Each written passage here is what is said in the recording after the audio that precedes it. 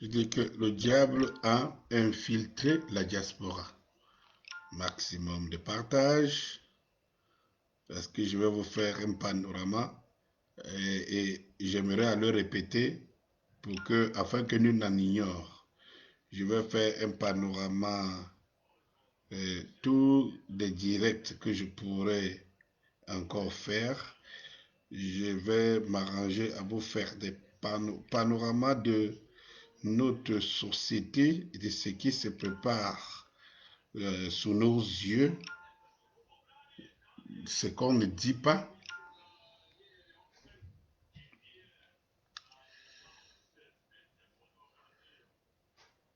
ce qu'on ne nous dit pas, ce que vous ne savez pas. Vous serez tout simplement informé. Informé. Parce que l'heure n'est plus à la blague. Il me semble que un concert a été organisé aujourd'hui, un concert de commémoration, comme ça a été indiqué ou appelé par les organisateurs, concert de commémoration. Malheureusement, comme disait papa le général Valsero, que l'heure n'est pas à faire des choses à minima. Voilà. L'heure n'est plus à faire des choses à minima. Qu'est-ce que la commémoration? J'ose bien croire, j'ose croire que les artistes organisateurs de cet événement se sont assis sur la qualité, peut-être comment atteindre les objectifs. Mais si ce n'est que pour s'en tenir à la commémoration, je pense qu'il y a beaucoup à faire. Ce n'est pas, l'heure n'est pas la commémoration. Voilà, nous ne sommes pas, nous ne vivons pas une situation qui nous est étrangère ni étrange. Nous ne vivons pas une situation qui est passée sans que nous n'aurions à rien faire.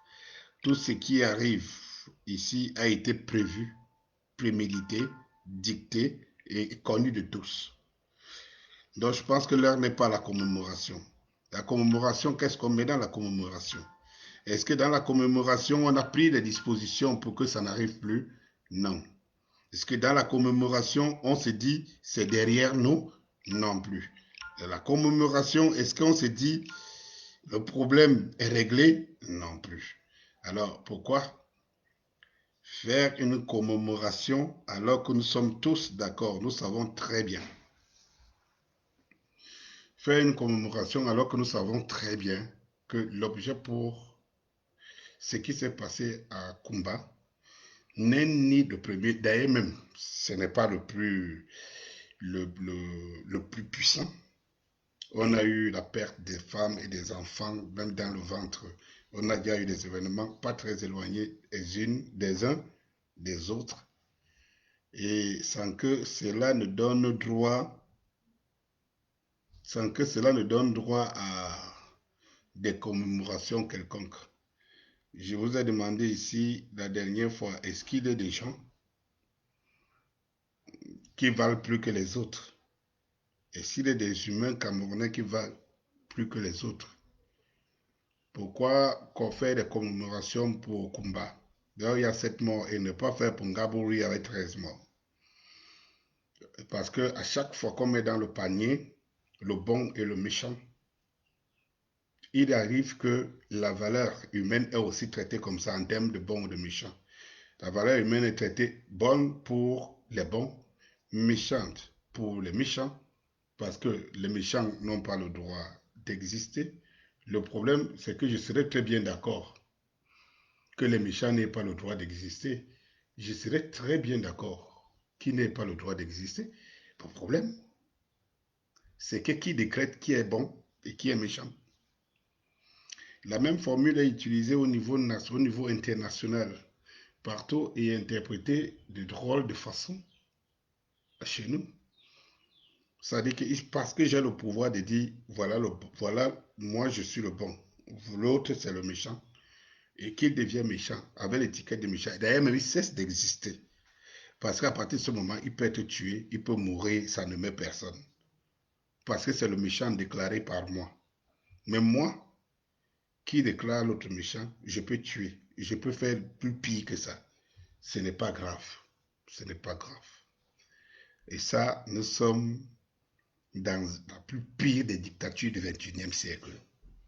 Et quand je vois des gens qui osent regarder les Camerounais en face et qui croient encore à des inepties pareilles, tant mieux. Le temps passe très vite. Donc, je sais qu'il y a beaucoup de directs et tout. Mais ce que je vous dis, vous pourrez le garder. Et ceux qui ne sont pas là, ils vont en juger fort opportunément s'ils n'ont pas raté l'occasion d'être ici. Donc, si ils ne ratent même pas l'occasion parce que c'est une vidéo, ils peuvent la regarder plus tard. Donc, qu'est-ce que je vais vous dire tout de suite? Je vais vous faire d'abord le panorama. Je l'ai déjà expliqué. J'ai déjà expliqué le destin. En fait, la destinée qui nous attend. C'est que ce régime prépare, concocte pour nous dans sa, je veux dire, dans sa cuisine. Je vais vous le dire afin que nul n'en ignore. Ok, nous savons que M. Paul Biya ne gouverne plus ce pays. Il est mort politiquement. Il ne gouverne plus ce pays. Qu'il soit mort de chair ou quoi, cela ne nous intéresse pas. Et tout. Vous savez que M. Paul Biya dirige plus ce pays. Et ça m'étonne qu'il y ait encore des gens qui croient à des inepties qu'on nous raconte le genre. Il a fait un décret, il a fait une sortie et tout. La vacance du pouvoir est constatée. Eh bien, vous attendez que les sbires eux-mêmes l'annoncent pour croire. Mais ce que je veux vous dire, c'est qu'avant qu'eux ils n'annoncent ça, il faut comprendre les enjeux. Pourquoi la vacance du pouvoir n'est pas encore déclarée et à peu près à quel moment elle sera déclarée? Il faut savoir que ce panorama est tracé comme ça, avec le cachet du colon que vous connaissez, et que de toutes les façons, il est susceptible d'être arrangé, le calendrier est susceptible d'être arrangé en fonction de la nature et la compétence du peuple à vouloir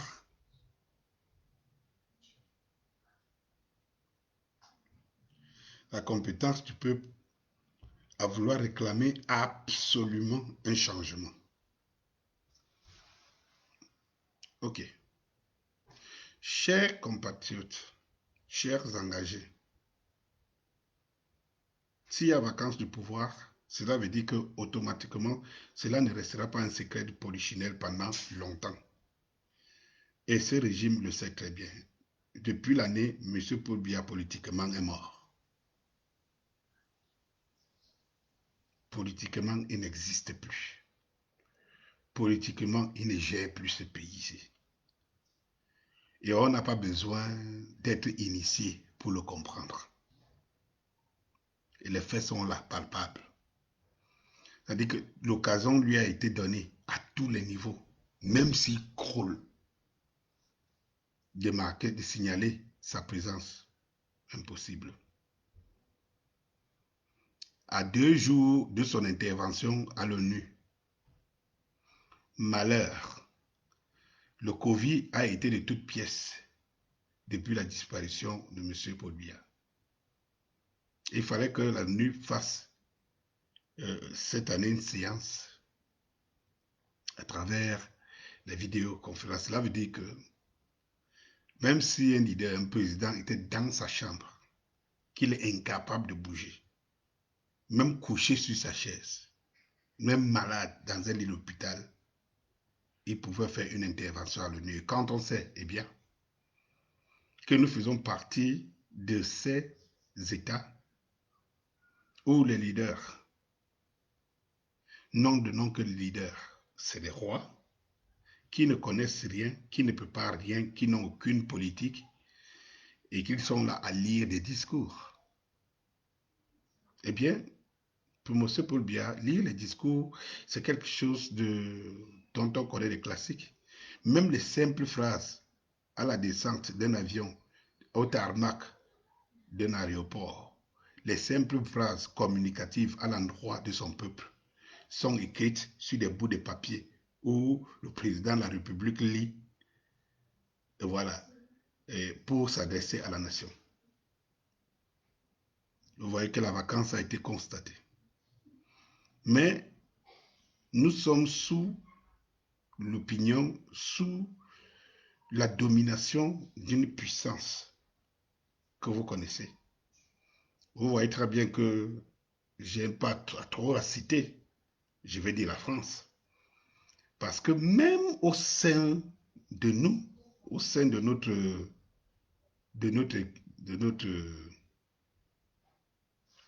au sein des Camerounais qui pensent que les choses doivent changer, il ne faut surtout pas prononcer la France.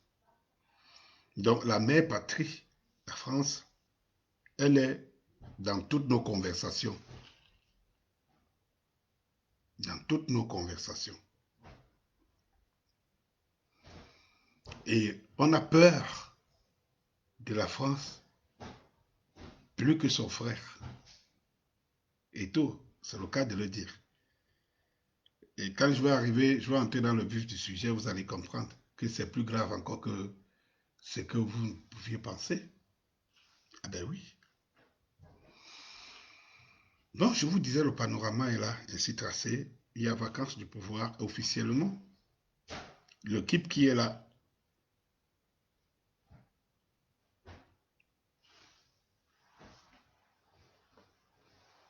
donnez-moi une minute.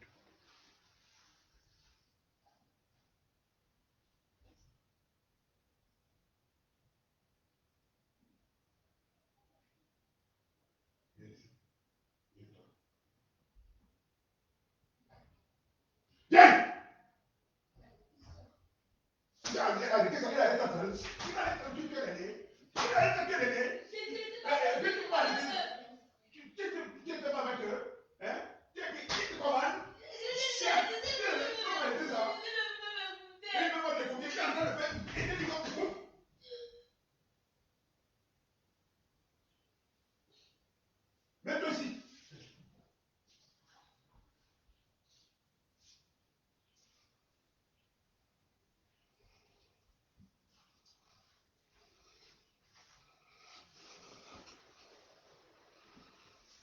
Les enfants vont nous rendre fous. Donc, je suis en train de vous expliquer.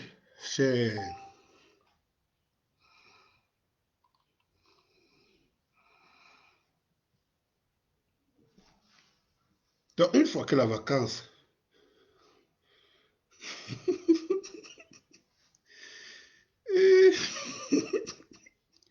Marie-Hélène, tu dis que les enfants vont nous tuer, vraiment, vraiment.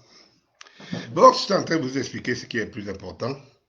Quand je l'ai dit, c'est pour eux qu'on est ici, c'est pour eux qu'on parle ici tous les soirs, c'est pour eux que les parents, nous courons le risque d'être tués, d'être assassinés et tout. Alors, c'est quand même terrible quand il faut qu'on les inculque. C'est que le silence, quand on parle des choses de la République, c'est de leur avenir qu'il s'agit. Alors, j'étais en train de vous dire, cher, une fois que la vacance de pouvoir est constatée, il est prévu que tous les instruments soient mis en place parce que le dauphin qu'on prépare, on est convaincu que même dans le camp du RDPC, dans le camp de ce régime, beaucoup ne sont pas d'accord. Beaucoup ne sont pas prêts à accepter le dauphin qui arrive. Le dauphin qui est en train d'être imposé avec la complicité de la France. Mais ce qu'il fallait que je vous dise ici, que je vous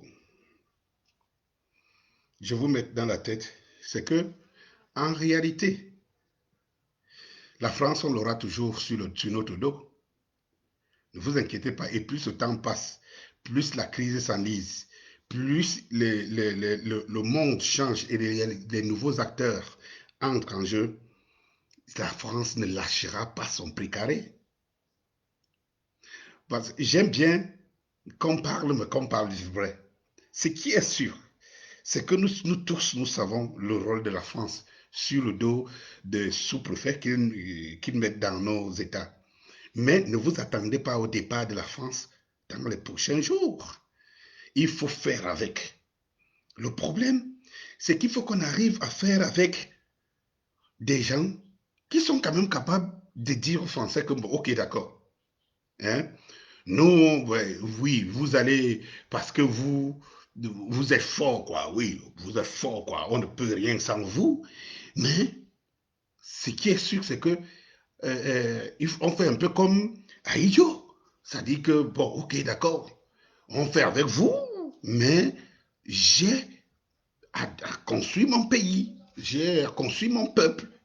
Le problème, c'est que vous avez des gens qui sont prêts à tout donner à la France pourvu qu'un y ait le pouvoir et qu'ils partagent ce qui est les biens du Cameroun et le Cameroun avec la France, au détriment du peuple tout entier. Et c'est ça le véritable problème. C'est ça le véritable problème. Vous pensez que le Rwanda se développe. Le Rwanda n'a pas de pétrole, la richesse et tout. Posez-vous des questions. Mais on sait que le Rwanda est chapeauté et parrainé par les États-Unis. Pourtant, le Rwanda évolue. Vous comprenez un peu? Parce que des gens qui pensent ici que quand nous, on indexe les Français, on indexe la France dans le machin, les gens pensent qu'on est con. On sait très bien que personne ici ne peut prendre son pouvoir sans la France, sans qu'il y ait une main des Français, il y ait une garantie pour les Français d'avoir quelque chose. Mais il faut au moins avoir euh, vraiment ce sens de l'évolution de ta société. Il faut au moins, à un moment donné, que tu te poses la question, à quoi sers-tu à ta société? Je veux dire et que les puissants seront toujours puissants jusqu'à ce que naissent des nouvelles puissances et tout, comme la Chine. Et quand elles naissent même, comme la Chine, elles sont aussi prédatrices. Il faut le savoir. Donc, j'entends souvent les faux, je peux dire, les faux diagnostics ici, ou bien les faux débats, genre, oh, c'est pas la Chine, oh, c'est la Chine, oh, c'est la Russie aujourd'hui, oh, c'est les États-Unis, toutes ces puissances prédatrices. Et le genre, non, c'est Kant qui veut aller vendre, qui va avec les étrangers et tout. Non, notre pays est dominé par les étrangers. Je ne sais pas si vous pensez qu'il y a encore quelque chose à donner aux étrangers que ce régime ne donne pas. Vous pensez que quelqu'un peut venir et donner plus que plus que ça, mieux que ça aux étrangers, en l'occurrence aux puissances étrangères, pour, euh, pour être au-dessus et bref, pour qu'on accepte qu'ils fassent n'importe quoi? Non. Donc n'ayez pas peur. Pour des gens qui pensent que non, on ne peut pas faire sans la France, n'ayez pas peur. Parce que nous sommes tous conscients qu'on ne peut pas faire sans la France. On est des petits pays. C'est pour ça qu'ils nous ont fait. Ils nous ont fabriqués comme nous sommes depuis la nuit des temps. On n'est pas souverain. On n'est pas souverain. On le sait, on le comprend. Mais on cherche le meilleur, celui qui peut défendre au maximum. Celui qui peut défendre au maximum nos intérêts. Les Français, eux, ils le savent. C'est pour cela qu'ils regardent sur le volet celui qui est mieux placé pour les servir. Ils s'en foutent ce qui est méchant pour la France. C'est qu'ils s'en foutent éperdument de vous. Les autres font au moins qui vous imposent que, gars, ce qui vous reste là, nous on prend. Ce qui vous reste, hein, faites tout, prenez un peu, mais faites tout pour que le peuple soit content, quoi. Qu'on sente qu'il y a un développement parce que ça nous couvre, quoi. Le problème avec les Français, ou la France, elle ne connaît pas ça. Elle est prédatrice jusqu'à l'os. Elle est sans cœur. Elle est, je veux dire, elle est, Elle est, comment puis appeler ça? Non seulement elle est sans cœur, mais en plus, elle est sans sentiment. Bon, sentiments font partie du cœur. Vous comprenez ce que je voudrais dire. Donc, vraiment, c'est la France méchante. Méchante. Alors, je vous dis rapidement le panorama. C'est que bientôt, on va décréter tous les trucs sont déjà prêts. La Cour, comment on appelle ça? L'Assemblée nationale est à la portée du régime. Le Sénat est à la portée du régime. La Cour constitutionnelle est à la portée du régime. Comment ils appellent ça? L'organisme qui organise les élections est à la portée du régime, est tenu par le régime. Et les mairies et tout cela sont tenus par des régimes.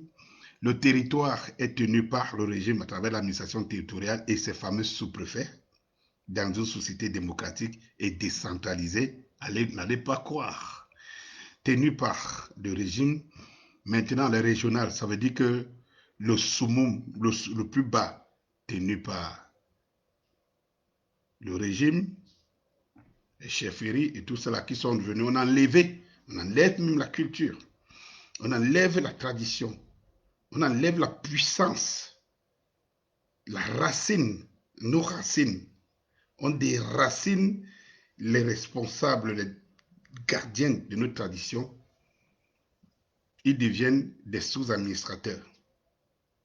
En réalité, le chef n'a plus le pouvoir, n'a plus la puissance qu'il faut. Il est le scout. Les chefferies, aujourd'hui, les chefs sont devenus les scouts, les éclaireurs du système, de la machine à broyer du système.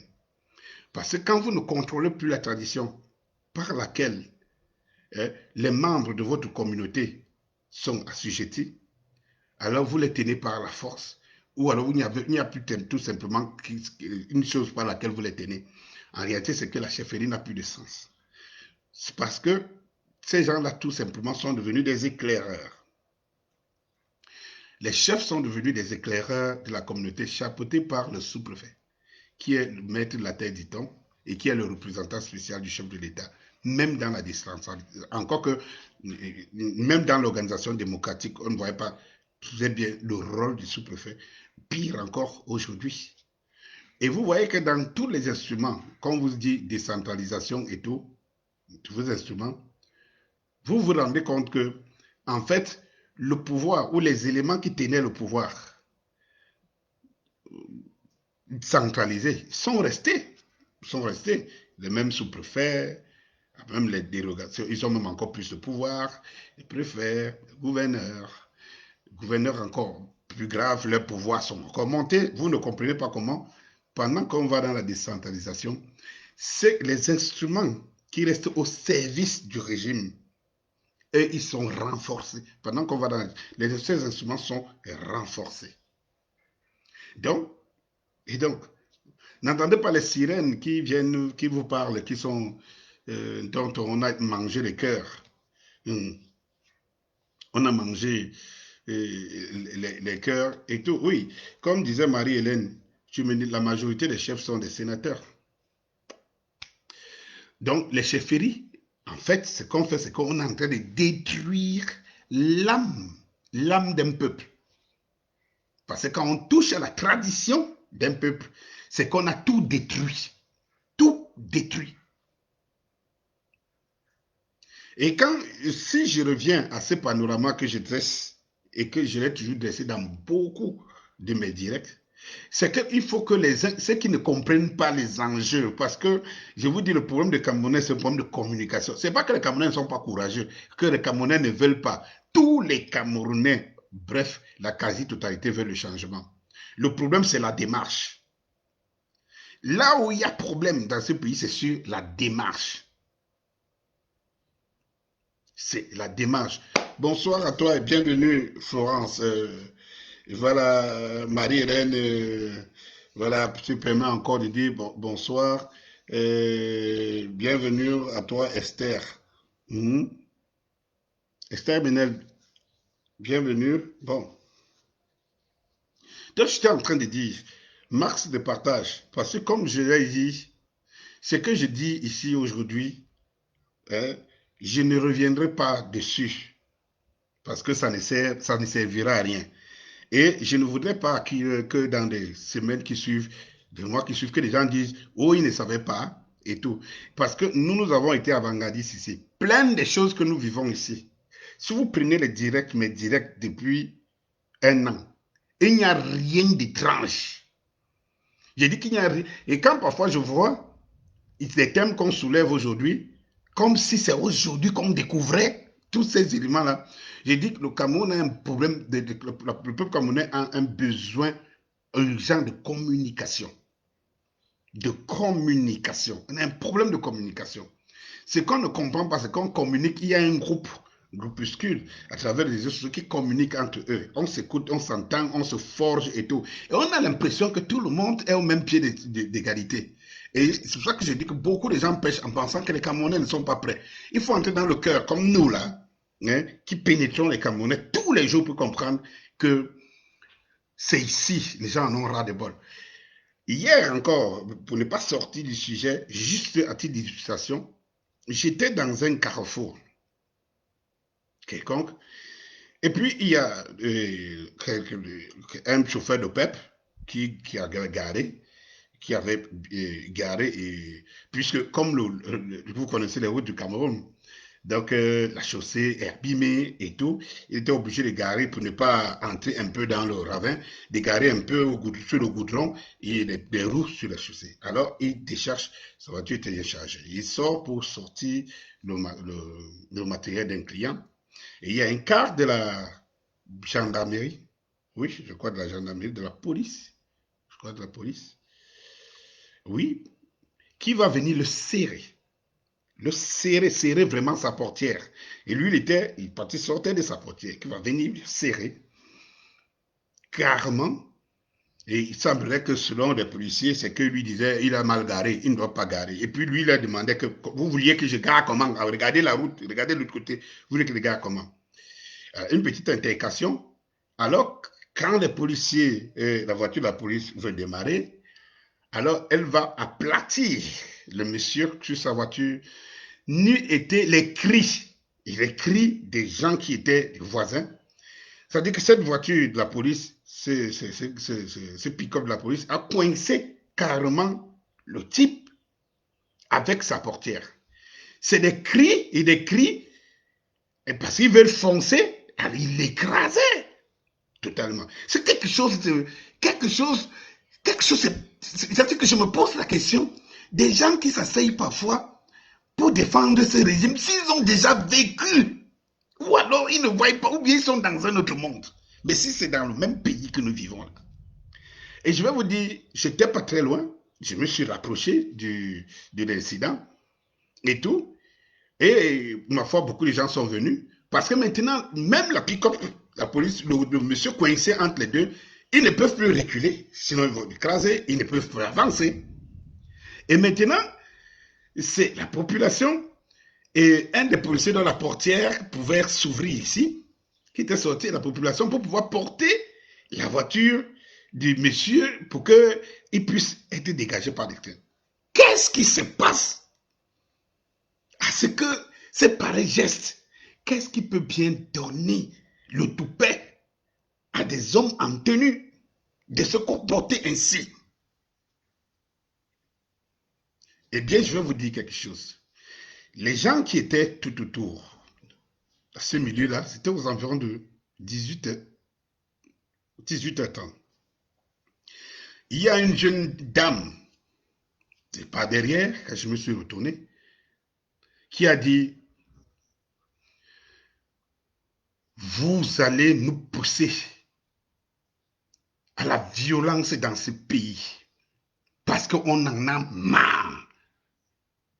Et cette jeune dame, était tellement sincère dans ses propos Que quand un policier s'est retourné pour les regarder, pour expliquer que non, c'est machin truc, elle a dit au policier, je vous dis, on en a marre. Et je vous le dis en face. Et puis tout le monde est resté tranquille. Vous dites que les Camerounais ne sont pas courageux? Ils le sont. Vous dites que les Camerounaises ne sont pas courageuses? Elles le sont.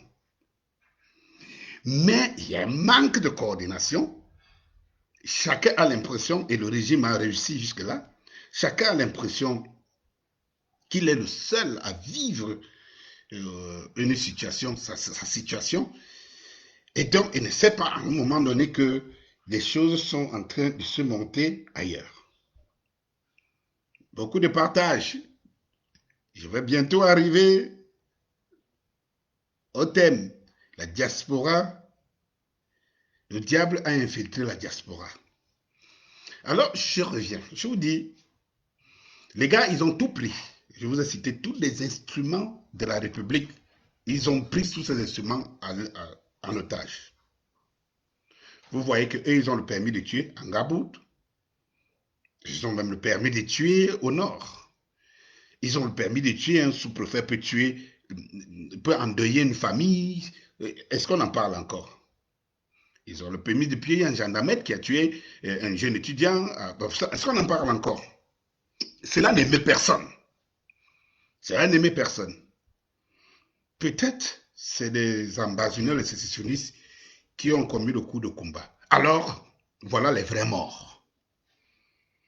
C'est pour cela que dès la sortie du problème de combat, pour ceux qui m'ont interpellé, je les ai dit, je ne suis pas là pour compatir sur des choses dont nous sommes complices. Parce qu'en faisant des commémorations, en faisant comme si on est trop ému, en faisant comme si on aime trop les gens de combat, on est dans l'hypocrisie totale. Je ne suis pas hypocrite. Je ne participe pas au tri des morts de valeur et des morts de non-valeur. Parce que moi, en cautionnant qu'on puisse mettre autant de motions sur le combat, je veux faire comprendre que les morts de Ngabout, les enfants de Ngabout, n'étaient pas les vrais enfants. Et je veux dire, les enfants, tous ceux qui sont déjà morts dans la guerre du Nozo, on parle des milliers de morts, que ce soit du camp de notre force, de notre force armée, plus de 1000 morts, que ce soit dans le camp des populations. Et ma foi, je vais vous dire, dans cette guerre, les populations innocentes, inoffensives, inactives, on en compte beaucoup. Il y a d'autres qu'on étiquette d'ambazoniens qui ne savent même pas au moment où la mort les trouve de quoi il s'agissait. Parce que nous avons parfois des témoignages où on vous dit qu'on tire sur tout ce qui bouge. Il faut trouver des coupables, il faut désigner des coupables, quelque part. Et c'est ça la guerre, parce que la guerre, elle est sale. Alors, ceux qui viennent avec des émotions, les enfants de Ngabo qui viennent pleurer, c'est de l'hypocrisie totale, je ne participe pas à ça. Je vous l'avais dit dans ma vidéo au lendemain de cette tuerie de combat. Ce que nous devons reconnaître, tout au moins, c'est que ces choses se passent sous nos yeux. Tous les jours au quotidien. En acceptant que voici, parce que le régime nous fait voir qui est le vrai enfant, qui est le faux enfant.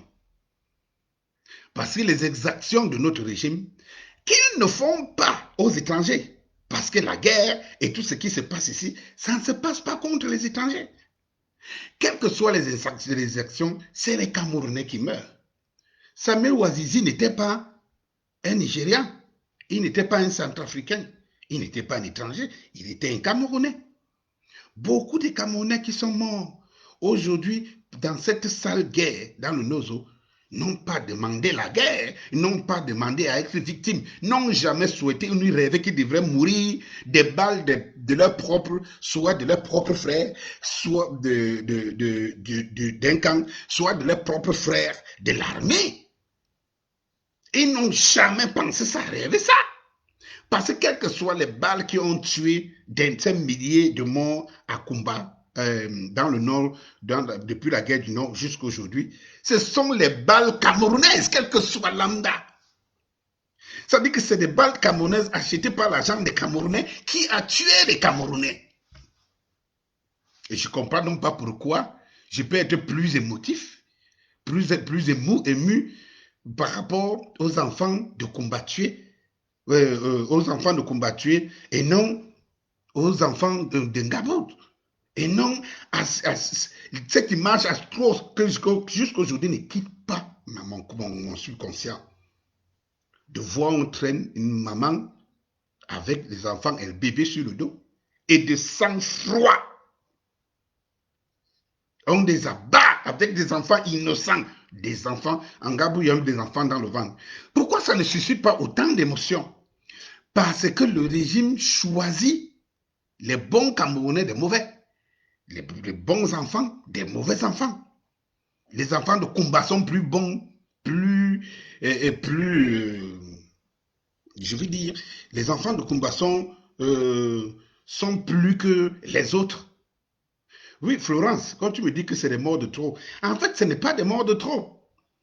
Parce que, souvenez-vous, quand Ngabout se présente, on a dit toujours mort de trop. Mais depuis 4 ans, on ne peut pas dire mort de trop. Tous les jours. Il y en aura encore. Au moment où vous parlez, il y a des morts. Dans le Nozo, il y a des morts. Au moment où nous sommes assis ici, nous causons, nous nous écoutons, il y a des morts.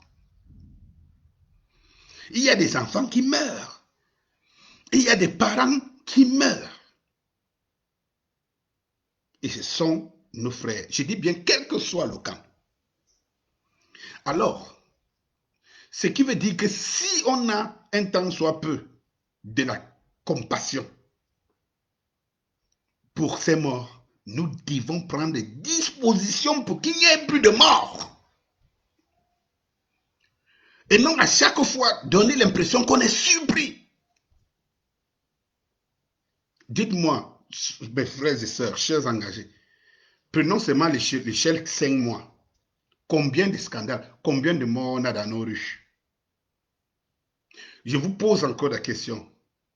Vous pensez que cette fille que le sous-préfet a tuée à Kribi n'était pas suffisant? Ce crime n'était pas suffisant pour susciter de l'émoi en nous? N'était pas suffisant pour nous soulever? Quel est le mérite qui est donné à une gendarmerie de tuer un étudiant, un jeune étudiant, ôter la vie à cette famille? Vous pensez qu'il n'y a pas de raison pour qu'on soit ému? Mais si on n'a rien fait et qu'à chaque fois on ne fait rien, eh bien, ça va continuer. Eh bien, il y aura toujours des versions officielles, il y aura des versions officieuses. Ce qui est sûr, c'est qu'il y a des morts sur le carreau. Mais au même moment, je prends l'exemple, à la même période, la France, notre mère patrie, la France, notre divin, il y a un professeur d'histoire qui a été décapité. Un professeur d'histoire qui a été décapité. Toute la France s'est mobilisée pour un individu. Toute la France. Pour que jamais plus. Et pour rendre les hommages les plus honorifiques à ce professeur qui a été décapité.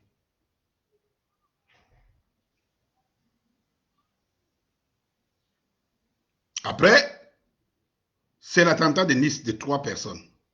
On va jusqu'à promulguer des lois, jusqu'à chercher, jusqu'à chercher comment contourner pour que les 3 qu'on a assassinés à Nice, pour que ça n'arrive plus et que les coupables prochainement soient éradiqués de la France et tout. Pendant ce temps, nous, en 5 mois, on a enregistré des cas de morts bêtes, des morts de puissance. Parce que moi, je les appelle les morts, des gens qui sont tombés, ils sont morts parce qu'en face, il y a des gens qui sont dans un même camp, ils sont puissants. Et que la loi ne les appartient pas. La loi les appartient. Ce n'est pas à eux d'appliquer la loi, c'est à nous d'appliquer la loi. Alors, chez nous, quand on est du pays de droit, Les droits, c'est pour les devoirs, c'est pour le peuple. Les droits, c'est pour le régime. C'est pour cela qu'un sous-préfet peut tuer, sans que cela n'aime personne. Et vous pensez que ça va émouvoir ce régime? Non, pas du tout. Alors, si nous ne montrons pas que la vie de tout Camerounais est précieuse et qu'elle compte, alors enlevons les émotions inutiles. Parce qu'il y aura toujours des morts. Et on sait qu'on va se comporter de la même façon. Dans quelques jours, on va oublier Kumba. On a oublié Ngabou, non? On n'a pas oublié Ngabou. Dès que la communauté internationale a mis dedans, pape, les ONG, pape, on a accepté, on a dit oui, on le reconnaît. Et puis c'est fini. Et puis ils font allégeance à leurs parrains, des Occidentaux, et puis c'est fini, c'est fini. Si Kumba existe encore, c'est parce que le régime est convaincu que les gens sont convaincus que c'est les sécessionnistes. Et vous voulez que moi, je participe à ce genre de supercherie? C'est-à-dire que si Kumba, on en parle encore, c'est parce que le régime est convaincu, que les gens sont convaincus que c'est les sécessionnistes. Parce que quand c'est les sécessionnistes, alors la mort a une importance. Si maintenant il y a une révélation qui vient nous démontrer que c'est notre camp qui a tué ses enfants, dans les jours qui suivent, on va éliminer, on va créer un truc là pour que les gens oublient, et puis la vie continue. Et puis on oriente des Camerounais vers d'autres sources, et puis on s'y jette. Allez dans Facebook. Je vous parle là maintenant. Ce que je vous dis, vous pouvez en juger si ce n'est pas important. Mais allez sur Facebook, rien qu'aujourd'hui, hier, une fille vous dit, j'ai été déviagé pour la première fois, j'ai machin, truc et tout. Et puis vous allez voir 1000 commentaires. Ne nous attendons pas ici à 1000, je ne sais pas moi où, des dizaines de milliers de vues, parce qu'on ne parle pas de faits divers. Une société qui est comme celle-là, la nôtre là. Vous pensez que c'est en lançant des petits, je ne sais pas moi, des mots de petite compassion, ça change quoi qui? Vous avez vu un ministre venir vous parler de Dieu? Et vous savez très bien. Bon, c'était une parenthèse. C'était une parenthèse. Je voudrais vous dire que le panorama pour installer le dauphin de Paul Biya, je vous ai tracé le panorama en vous faisant comprendre que toutes les institutions, bientôt, il arriverait même qu'on interdise de faire des rites d'initiation à des villages parce que les chefs seraient devenus des administrateurs. On va bien y arriver.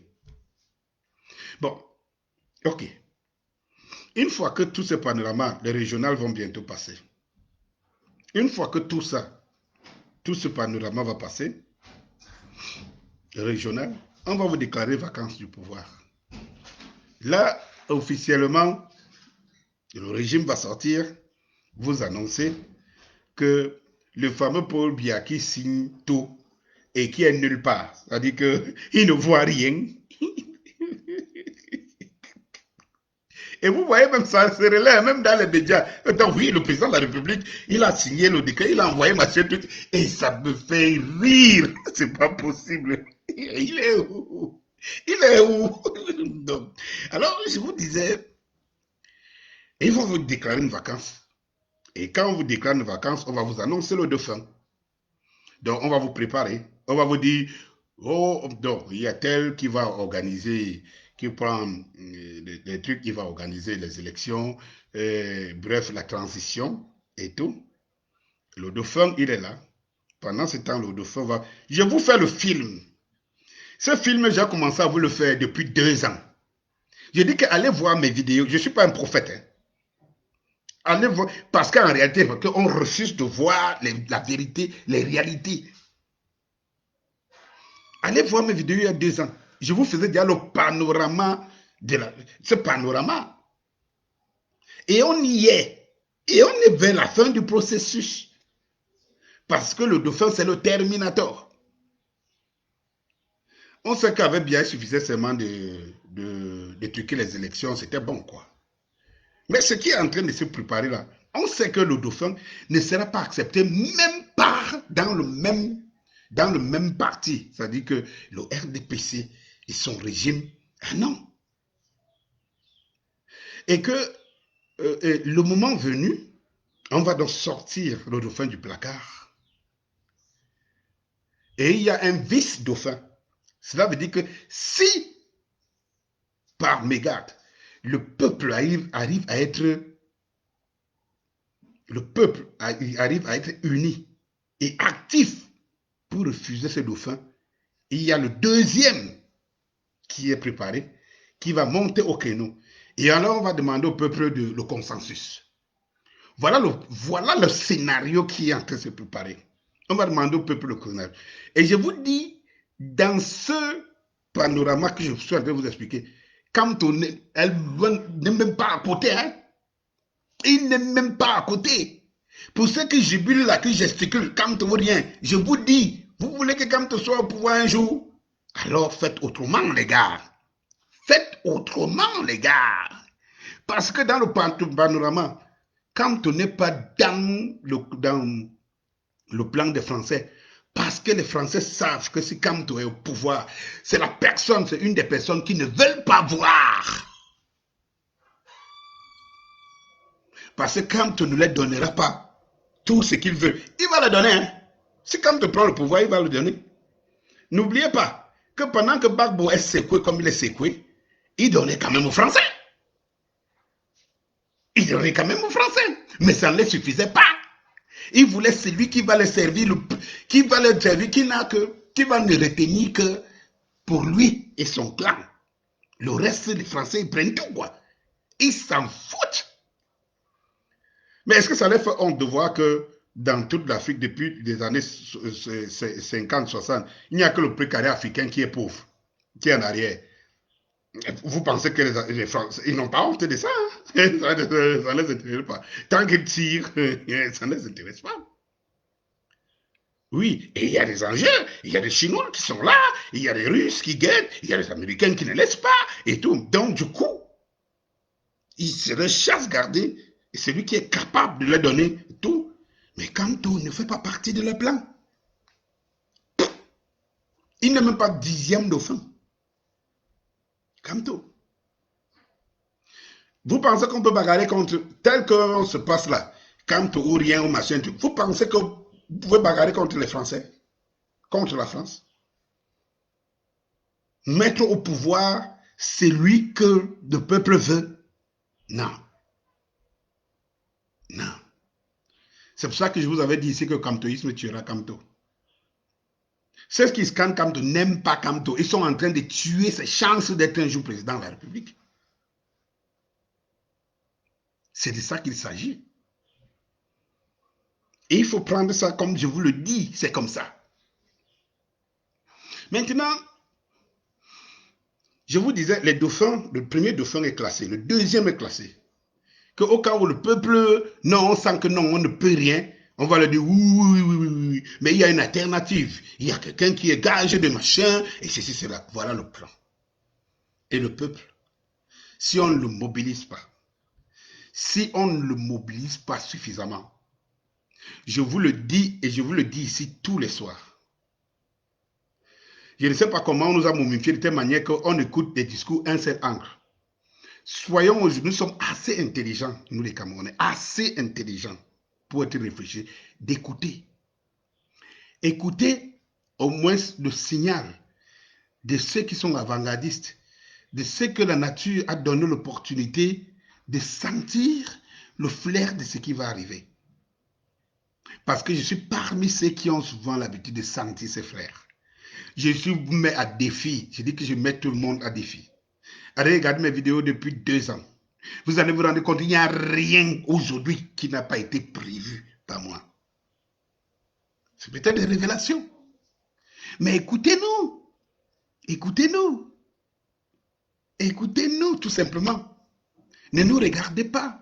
Si je pouvais faire des vidéos sans mon visage, je le ferais. Parce que ce n'est pas moi qui suis important. C'est ce que je dis qui est important. Et ce que je dis, il en va pour notre avenir, l'avenir de nos enfants, l'avenir de notre pays. Et qu'est-ce qu'on ne veut pas comprendre? Laissons des petites querelles inutiles. Eh bien, je vais finir le panorama pour arriver à la décision, au truc. Comment le diable a pénétré la diaspora? Alors, vous allez voir pourquoi je vous fais le panorama. Pour qu'on comprenne très bien où on va. Ça ne sert à rien de gesticuler les mots d'ordre, les machins, de se taper, de bagues. Ça ne sert à rien. On le fait depuis des années, on le fait. Le pouvoir se nourrit de nos gesticulations. Non, si on peut gesticuler tout le temps, il n'y a pas de problème. Vous pensez qu'ils me laissent encore pourquoi? Parce qu'ils savent que je bavarde et que je parle seulement. Que bon, ils ne sont même pas sûrs qu'on me suit, que ceux qui sont capables d'agir, agissent. Non, s'ils savent que non, c'est-à-dire que mes paroles peuvent être prises comme un imam dans des pays religieux musulmans où un imam lance un mot d'ordre, vous voyez ça, il est effectif, les gens exécutent. Mais je vous dis, nous qui pensons aimer le Cameroun, ressaisissons-nous un temps soit peu et dites-nous qu'est-ce qu'on fait? Quel est l'objectif? Dans cet environnement géopolitique,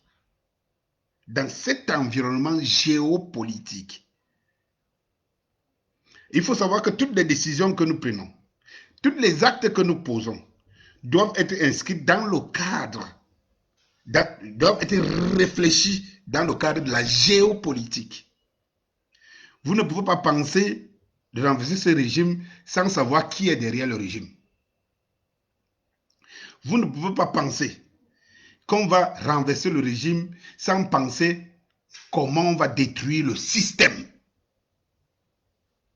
Vous ne pouvez pas penser qu'il suffit tout simplement qu'on crie, peut-être à l'étranger, qu'on se mobilise pour que ce régime tombe. Eh bien, c'est plus puissant que ça, parce que les enjeux qui sont donnés, nous vivons, il y a une classe de Camerounais qui pensent que bon, comme je dis toujours ici, Dieu viendra, c'est Dieu qui va trancher, tant qu'ils mangent, ils dorment, c'est bon. Mais vous voyez les colons qui sont derrière nous, les Français, les Américains, les Russes et tous, qui sont derrière nous. Ils ne sont pas en train de penser, ils pensent du dirigeant qui va assurer leur pérennité au Cameroun pour les 40 années qui arrivent. Pendant ce temps, nous les Camerounais nous comprenons comme si, tant qu'on a du pain aujourd'hui, on mange, on est bien, on roule dans une voiture et tout cela, c'est bon quoi. Voilà, c'est bon. C'est bon, ça nous suffit. Et oui, je peux aussi croire qu'il y a certains dans la diaspora qui se disent, de toutes les façons, nous on s'en fout, nous on est dans un cadre où on ne vit pas ces misères-là, on ne vit pas ça. Ben c'est bien beau. Mais c'est bien beau. Mais où est ta culture? Où est ton pays? Tu acceptes d'être esclave chez celui qui pille tout chez toi et n'a plus rien à voir chez toi. C'est un choix de vie. Est-ce que celui chez qui tu vis, c'est ce que tu vois qu'il pense? C'est la culture qu'il a? Ah non. Pendant qu'il est là avec toi, lui pense déjà à sa 4e génération. Qu'est-ce qu'il va laisser? Un être humain, c'est aussi des actes qu'il pose pour des générations futures. Nous faisons des enfants. Ces enfants feront des enfants. Au moins, si nous mangeons aujourd'hui, nous pouvons assurer le pain quotidien, nous pouvons vivre, nous pouvons aller en boîte, nous pouvons faire tout. Eh bien, pensons que qu'est-ce qu'on va laisser à nos enfants? Eh bien, pensons-le. Bon, et si d'autres n'avaient pas travaillé, ne s'étaient pas sacrifiés, est-ce que nous aurons ne serait-ce que le peu là? Et quel est le peu qui est réservé à nos enfants? Eh bien, il y a aussi d'autres qui pensent qu'ils en ont suffisamment, ils amassent suffisamment pour que leurs enfants ne vont pas souffrir. Mais qui vous ment? Qui vous ment comme ça? Si je vous dis toujours que dans votre réflexion, dans notre réflexion, tenons toujours compte des réalités géopolitiques. Vous n'avez pas vu des riches devenir pauvres dans un contexte? Ils n'avaient pas prévu, ils avaient prévu que la richesse qu'ils avaient emmagasiné les mettaient à l'abri, mais ils n'avaient pas prévu les incidents qui pouvaient arriver au point de perdre toutes ces richesses en un coup. Mais ce n'est pas une réalité. Mais attends, si tu emmagasines suffisamment de mains et que son enfant sera incapable de vivre dans ce pays parce qu'il sera dans un chaos total et qu'il y aura un taux d'inflation où ton argent ne servira à rien et tout, est-ce qu'on pense à ça? Est-ce que ce n'est pas toujours une fierté d'être dans ses origines? On vit chez les autres et on vit en évitant de les blesser, de les faire mal. C'est quand même compliqué psychologiquement. On ne peut pas se régner en se disant comme je mange bien, je vis bien. On ne peut pas se régner. On ne peut pas refuser d'être soi. C'est toujours une fierté. Eh bien, même ceux qui y pensent. Si le Cameroun aujourd'hui est un pays de tourisme, un pays de liberté, un pays prospère, un Cameroun dont les indices commencent à monter demain après demain, comme par exemple au Rwanda aujourd'hui, eh bien, vous allez voir qu'il y a plein qui pensent que le Cameroun ne laissera rien. Ils seront les premiers à rentrer. Donc, il y a des enjeux. Et oui, il y a des enjeux. La plus grande paix, c'est ce que tu laisses derrière toi. Est-ce qu'Aïdjo est mort en paix? Tout concourt pour dire que ce type n'est pas mort en paix. Quand il s'est rendu compte que tout se détruisait, tout ce qu'il a conçu, et puis il a même sacrifié, il a même coulé le sang en se disant, voilà la meilleure façon pour moi d'y arriver. Et que tout ça était en train de s'écrouler avant même qu'il ne meure. Eh bien, nous y sommes. Un pays qui n'a ni caisse, ni rien. Un pays qui sombre du jour au lendemain. Un pays dans le chaos total. Pendant longtemps, on nous a vendu la paix comme, je ne sais pas, le bâton de commandement de M. Paul Biya. Quand vous voyez les spies monter ici sur les chaînes, c'était pour vous dire, oui, on peut dire que oui, les choses ne sont pas bien, l'économie, ce n'est pas ça et tout. Mais rien ne vaut la paix. Il faut quand même reconnaître que le président Paul Biya, ce président a réussi à mettre la paix, à instaurer la paix au Cameroun. La paix, c'était quelque chose qu'on vendait comme ce qui devrait amener Paul Biya à être éternel. Parce qu'il était garant de la paix. On ne s'était regardé les pays voisins, il y a la Centrafrique, il y a la Chine, et si, voilà ça. Et à chaque fois, ces gars mutent. Et nous, on est là à taper sur le même pilon, à taper au même endroit, à taper sur place. Et on se moque de nous. C'est ce qu'il faut partager, s'il vous plaît. Si vous pouvez partager, partagez. Mettez les j'aime des cœurs. Vous savez, ici, je ne fais pas les discours populistes qui amènent les gens à enjailler. Et puis ici, on n'est pas là. Quand je vous dis partager aujourd'hui, parce que je veux que ça soit compris. Et je ne passerai pas le temps à y revenir tout le temps. On ne va pas se dire les mêmes choses tout le temps. Il y a des gens qui viennent ici, qui donnent des directs, tout simplement pour emmagasiner les maximums de vues, je ne sais pas, peut-être pour les vendre ou je ne sais quoi et tout. Mais je vous dis, moi, mon rôle, c'est d'initier au maximum, de faire comprendre les enjeux, de faire comprendre les enjeux. Et puis, tant mieux. Ceux qui sont là, ceux qui pensent que c'est ce que je dis, c'est important, ah bien, voilà.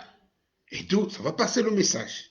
Mais il ne faut pas que quelqu'un dise demain, et c'est comme je vous cite, avec élégance, je vous dis, allez regarder mes directs depuis 2 ans. Tout ce qu'on vit aujourd'hui a été décortiqué. Même le fonctionnement de ce système, depuis le ministère, la présidence et tout, j'ai tout expliqué. Il y a des gens aujourd'hui qui commencent, c'est aujourd'hui qu'on sait que c'est Ngongo qui préside ce pays. Mais c'est terrible. Moi, ça fait 2 ans que j'ai dit le Premier ministre, c'est un palais. Tout le ministre. Il y a seulement quelques sbires, quelques représentants de Paul Biya qui sont fidèles à Paul Biya, qui sont dans le mystère là. Mais c'est tout. C'est tout. Bon, ok. Chers engagés, le panorama étant fait, dans quelques mois, on va annoncer vacances de pouvoir. On sera là toujours en train de regarder. Vacances du pouvoir. Qu'est-ce qui va se passer?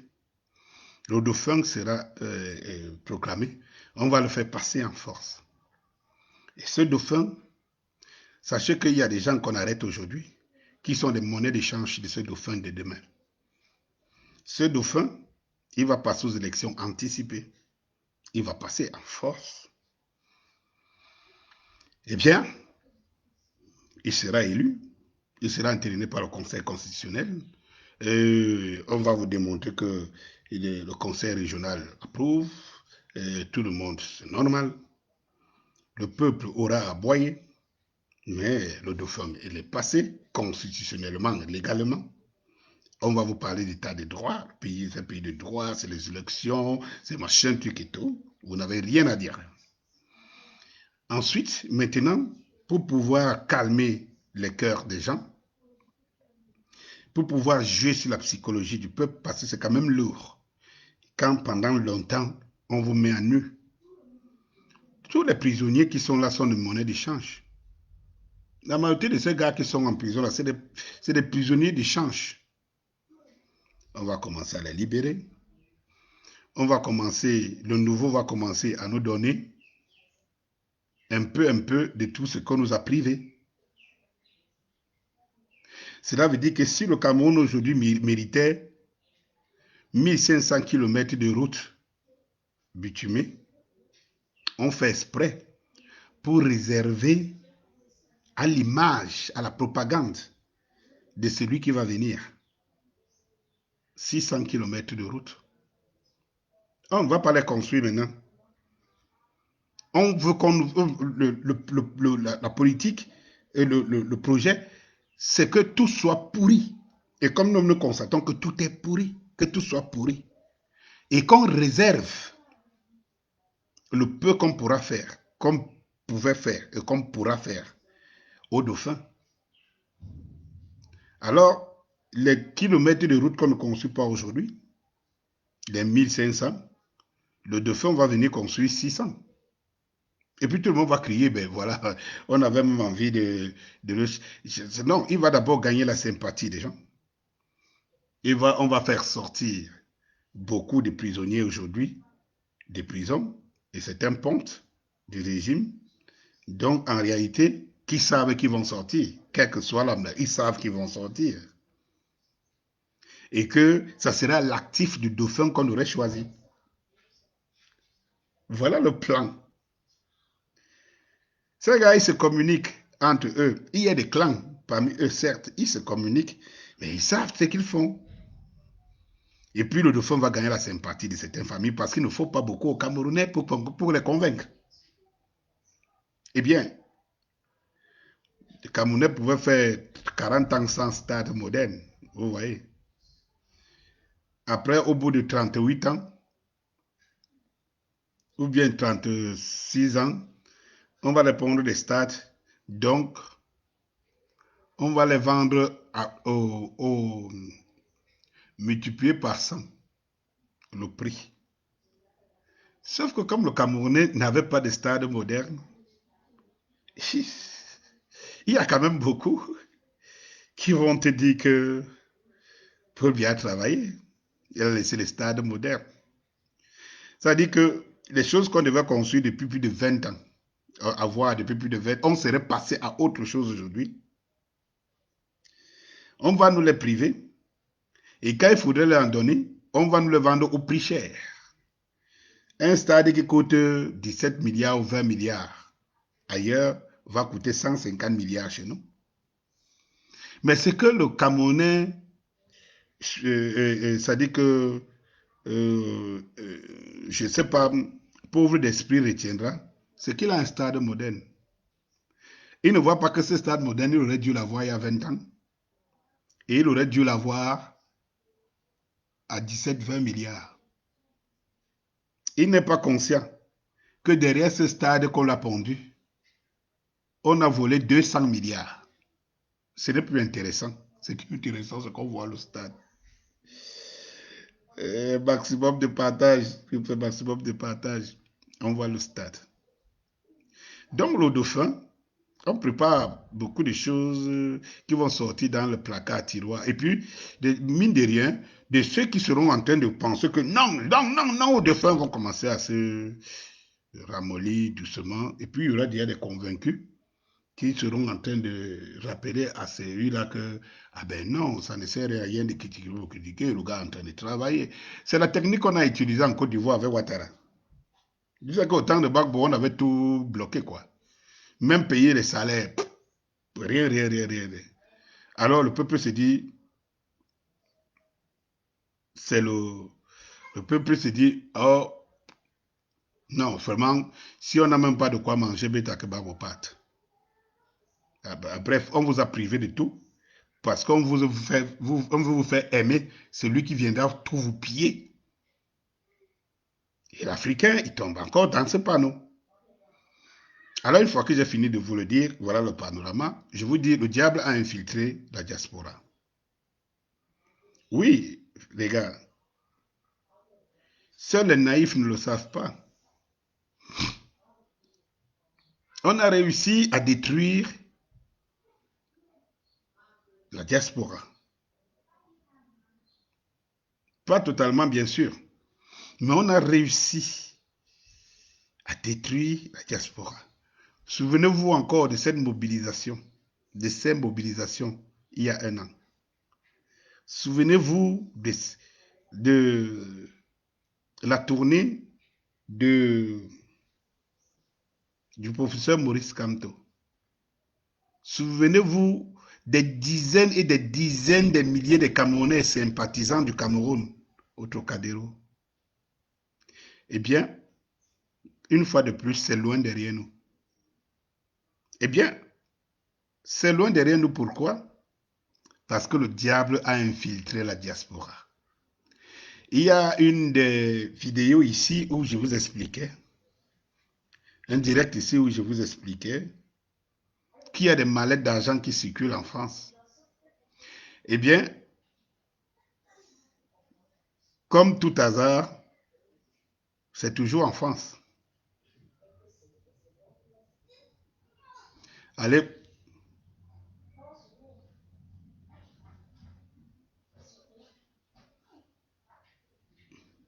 allez vous poser la question. Allez vous poser la question. C'est toujours en France. Alors, la mobilisation a toujours été puissante en France. Parce que la France, c'est notre mère patrie. Parce que la France, c'est elle qui parle. C'est sa langue qu'on utilise, le français.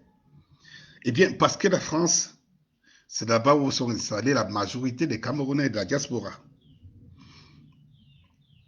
Eh bien, il y a eu des combattants, il y a eu des généraux, il y a eu des puissants activistes qui sont montés de ce côté-là. Et toutes les forces ont toujours convergé du côté de la France, ou plus ou moins, parce que de toutes les façons, vous voulez voir je veux dire, vous voulez voir l'image du Cameroun, alors il faut que vous soyez en France pour le voir, pour la voir. Et tout. Donc, il y a eu très forte mobilisation là-bas. Tout s'est organisé là-bas. Tout a été mis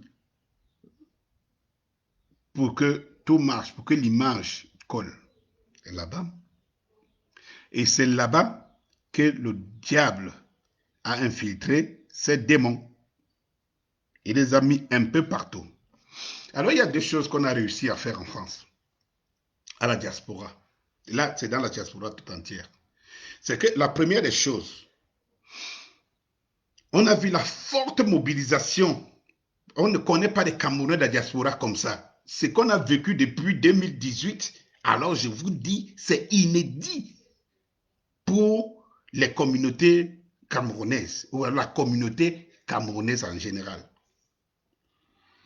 Alors, la forte mobilisation qu'on va voir en Europe à la diaspora ne va pas laisser les dirigeants camerounais de ces régimes indifférents et même, et voire pas qu'eux-mêmes, leur parrain, leur patron, la France. Alors, en termes de communication, pour un régime que vous savez que son image vaut beaucoup, parce que l'argent n'aime pas le bruit. Et là où on parle de pouvoir et tout ça là, le bruit, il ne faut pas. Là où on fait les plans machiavéliques pour tuer les gens, pour voler les gens et tout, on ne fait pas le bruit. Ce n'est pas des endroits où on fait le bruit. Alors faire le bruit en France, c'est terrible pour ces régimes. C'était à ne pas le faire dormir. Et même dormir les Français.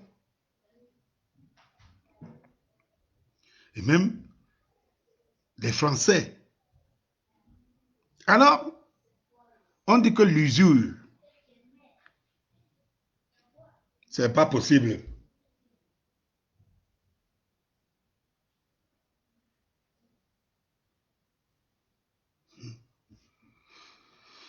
On dit que l'usure, c'est quelque chose. C'est que nous avons eu l'opportunité, une fois de plus, parce que les Camerounais ont toujours eu l'opportunité de tuer définitivement ce système, ce régime, mais laisse toujours passer. Eh bien, c'est la même chose qui s'est passée ici. C'est-à-dire que vous vous rendez compte que quand les Bayamselam vont manifester, vous ne voyez pas les autres. Quand les enseignants vont manifester, vous ne voyez pas les autres. Du coup, les manifestations sont restreintes, contrôlées dans des secteurs et tout, et on les étouffe dans l'œuf. Et puis, la même chose s'est produite avec la diaspora. C'est-à-dire qu'au moment où elle se lève comme un seul homme, elle a quand même omis un détail qu'il faut corriger aujourd'hui et urgemment. On avait oublié que ce n'est pas en Europe, en Occident, que le régime s'y va sauter. Mais ça faisait tellement mal à ce régime, mais on a oublié qu'autant on avait les possibilités de se mobiliser autant à la diaspora, autant il fallait se rassurer que travailler pour que cette même mobilisation soit effective de l'intérieur. Ça veut dire au Cameroun. On s'est contenté pendant longtemps de voir que la diaspora bouge, alors qu'à l'intérieur, ça ne bougeait pas. Et ça pouvait bouger. Sauf que c'est en ce moment que le diable a installé ses démons. Parce que ce que vous devez savoir, c'est que pas la peur, c'est que ce n'est pas parce que quelqu'un a quitté le Cameroun que s'il était villageois dans son pays, qu'il devient citadin au pays de l'autre. Ce n'est pas parce que quelqu'un est en France ou en Occident aujourd'hui que s'il était pauvre d'esprit ici, il devient riche d'esprit là-bas. Il faut qu'on comprenne bien ces choses. La diaspora est notre représentation. À l'intérieur de la diaspora, on trouve toutes les classes. C'est ce que les uns et les autres devraient savoir. Eh bien, qu'est-ce qui s'est passé? Il est simplement arrivé que ceux qui prenaient, beaucoup qui ont pris la direction de l'activisme à la diaspora, il y en a beaucoup, il y a beaucoup de brebis galeuses, ceux qui savent se jeter à l'eau. Parce que je vais vous dire une chose. La classe intelligente ne fait pas beaucoup de bruit. Elle arrive à des résultats sans faire beaucoup de bruit. Mais il y a des gens qui sont actifs de par le corps et non par la tête.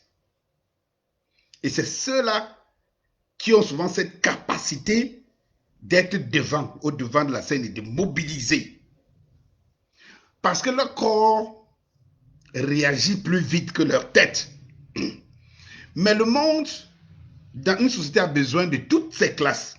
Il arrive tout simplement que la diaspora était victime d'une classe de personnes qui n'étaient pas aussi outillées, soit intellectuellement, soit géopolitiquement et tout, et que c'était beaucoup plus des activistes, mais qui manquaient la lecture, la bonne lecture de la situation.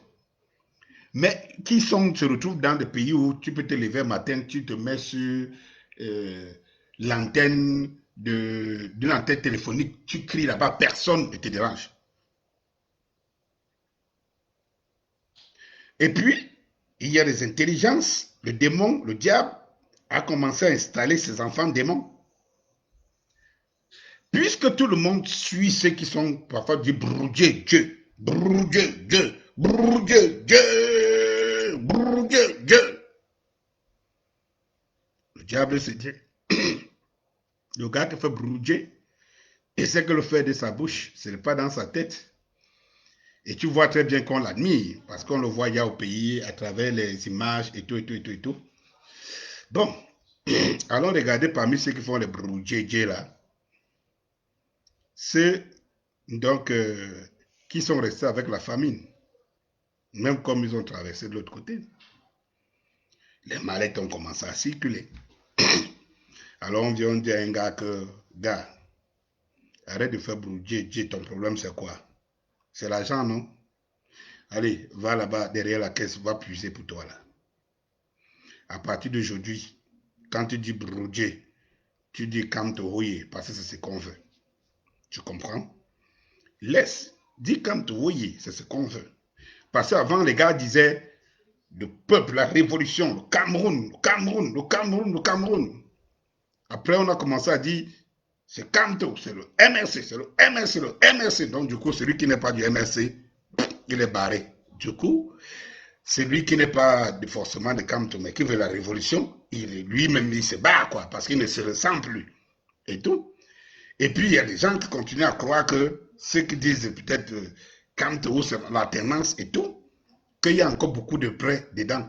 Non, il y a beaucoup d'infiltrés. Le diable a déjà fait son affaire. Il y a beaucoup d'infiltrés. Et on les fait croire qu'ils mènent le bon combat, mais on les oriente vers un combat quelconque.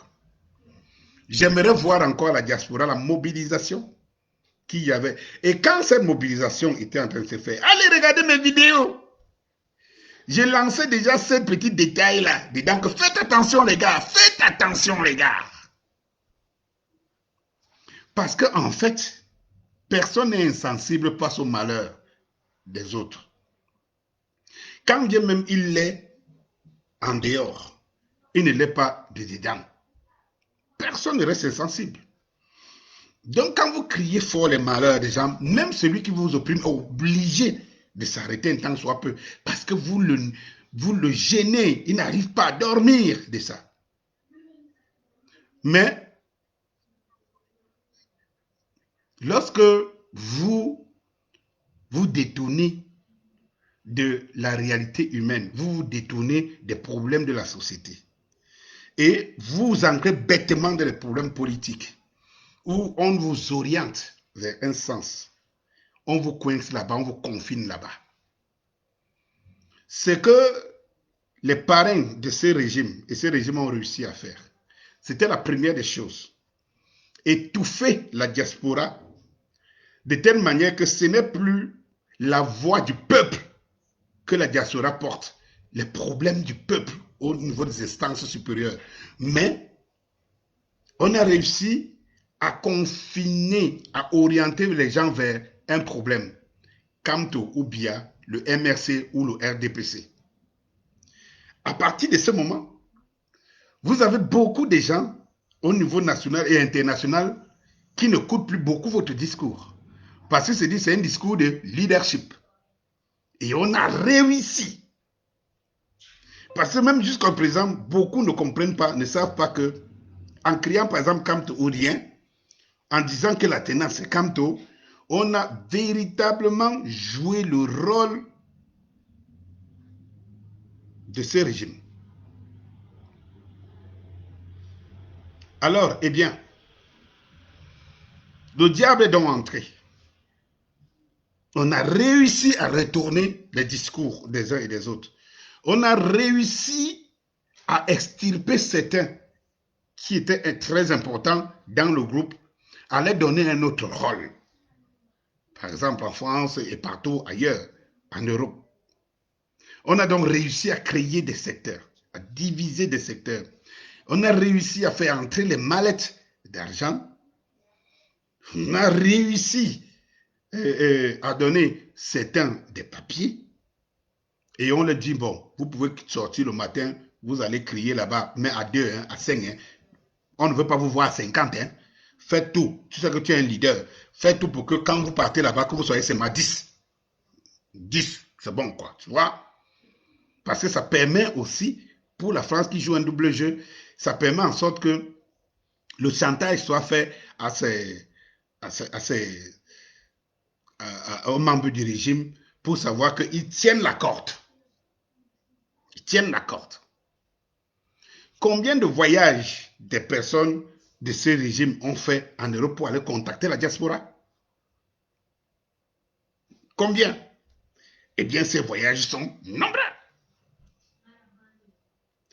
Combien ont réussi, on a pénétré même le MRC, c'est-à-dire qu'on a réussi à confiner les gens vers le parti, vers un parti, le MRC.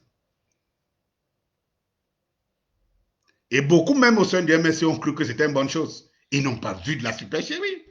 Quand l'adversaire veut te tuer, il vient jouer ton jeu. C'est à l'intérieur qui te détruit. Aujourd'hui, beaucoup, nous on le disait ici en bas, mais on ne va pas le dire à haute voix, pourquoi on ne dit pas que c'est nous qui venons détruire, machin, truc et tout. On l'a toujours dit. On l'a toujours dit. Le diable est entré à la diaspora. Mais le diable est entré parce que le peuple ne s'est pas toujours levé au bon moment, au bon endroit. Le peuple ne s'est pas aussi levé au bon moment, au bon endroit. Pourquoi? Parce qu'on n'a pas suffisamment travaillé un peuple qui est resté à mort pendant 30 ans, pendant 38 ans. Et c'est là où on a péché. Et pendant qu'on soulève les montagnes en Europe, on oublie que c'est au Cameroun qu'il faut travailler le soulèvement des montagnes. On se dit, comme on soulève là-bas, ça suffit pour que ça s'élève ici. Et non, ça ne se passe pas comme ça. C'est pour cela que j'appelle les gens à la retenue, à la prise de conscience. Et c'est dire une chose. Le meilleur est à venir. Et qu'il faut aujourd'hui qu'on sache où est le combat et avec qui. Parce qu'il reste encore des bonnes personnes à la diaspora. Il y aura toujours des manifestations. Mais je vais vous dire une chose. Regardez-moi aujourd'hui droit aux yeux. Vous ne verrez plus forcément les mêmes tours de personnes autour d'une manifestation comme vous les voyez hier. Vous ne les verrez plus. Il y aura toujours... Est-ce que ça a été fait comme ça? Alors, ce qui reste de la diaspora croyante, c'est d'investir au Cameroun. Et c'est ici. Et quand vous voyez l'ensemble d'énergie que vous avez déjà positionné aujourd'hui en Europe, mettez seulement le quart de ça, le quart de cette mobilisation pour ici, pour le travail de l'intérieur, le quart de cette mobilisation pour les moyens, le quart des moyens, mettez ça ici. Vous allez vous rendre compte que le travail n'a pas été toujours fait au bon endroit. C'est l'occasion pour moi ici de vous interpeller, vous dire, le diable a pénétré la diaspora. Que la diaspora doit travailler pour l'intérieur. Elle doit mobiliser à l'intérieur. Et maintenant, c'est les actions menées de l'intérieur que la diaspora doit positionner au niveau international. C'est comme ça qu'on va y arriver. C'est à l'intérieur que ça se travaille. À l'intérieur que ça se mobilise. À l'intérieur que ça coordonne. Et puis maintenant, l'extérieur devient la communication. Le miroir, les caméras. Les caméras. Diaspora fait un travail formidable avant qu'elle ne soit infiltrée par le démon. Elle a réussi à détruire des canons de défense et tout. Malheureusement, elle n'a pas préparé l'armée terrestre. Elle n'a pas été préparée. On a pensé que c'est seulement un mot d'ordre. En regardant ce qui se passe là-bas, ce n'est pas le même contexte. Ici, on peut t'arrêter. Ici, on peut tirer sur toi. Ici, on peut faire ci. Donc, autant on se mobilise en Europe facilement, rapidement, et avec cette liberté, autant ce n'est pas la même chose de l'intérieur. Et les gens vont te dire, oh Marie, on a fait comment, on m'a fait tout. Les contextes ne sont pas les mêmes, je vous l'explique tous les jours. Par contre, il fallait qu'au moment où ça explose là-bas, qu'on soit convaincu qu'on a déjà fédéré les forces au Cameroun. Et surtout, qu'on ne se qu'on n'entre pas dans le jeu que ce système a si bien joué. Celui de confiner tous ceux qui veulent revendiquer ou dire quoi que ce soit, qu'on dise c'est les fidèles de Camto, c'est les membres du MRC et tout. Et quand bien même d'aucuns n'ont pas voulu porter ça, certains qui se disent MRCistes et camtoïstes de fort et dur n'ont pas compris. Ou alors beaucoup ont compris, mais ils le jouaient de jeu, ils jouaient le jeu du régime parce que beaucoup ont été infiltrés et ils donnaient l'impression, juste pour orienter le combat entre deux gladiateurs ou entre deux grands partis, qu'ils forçaient. Et donc, les problèmes du Cameroun sont mis en exergue. Et beaucoup de Camerounais ne se connaissent plus dans ce combat qu'ils voulaient comprendre. Il faut donc coordonner de l'intérieur. Et ça, c'est l'alternative qui reste. Quand je vous ai dessiné le panorama, ce qui nous attend, il faut réfléchir aujourd'hui. Qu'est-ce qu'il faut faire? Je ne parle pas de moi. Je parle de tout le monde. Qu'est-ce qu'il faut faire? Et le faire, je l'ai déjà proposé ici. Je vous ai proposé le mouvement. Je vous ai proposé la plateforme et tout. Vous connaissez tout. Camerounais de l'intérieur, Camerounais de l'extérieur. À vous aujourd'hui, la balle au bon. Soit on va subir les 40 ans et d'autres vont décider de mourir en Europe, de rester définitivement. Et que le pays va sombrer, sera l'un des derniers pays d'Afrique. Le Cameroun, soit un petit effort, mais que l'effort soit bien fait au bon endroit pour sauver non seulement le Cameroun, mais nous, nos générations futures. J'en ai terminé pour ce soir.